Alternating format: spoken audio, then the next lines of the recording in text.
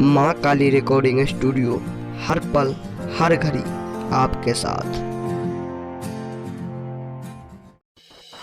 शादी कराई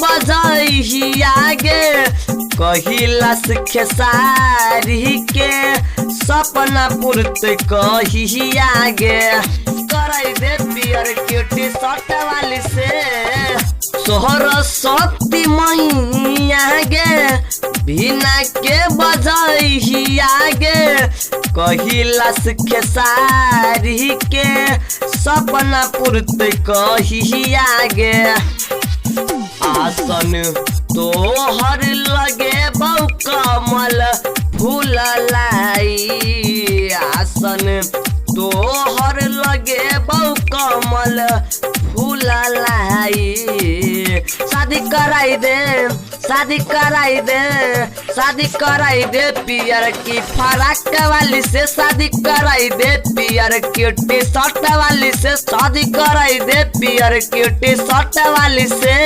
माँ काली रिकॉर्डिंग स्टूडियो, पौनी।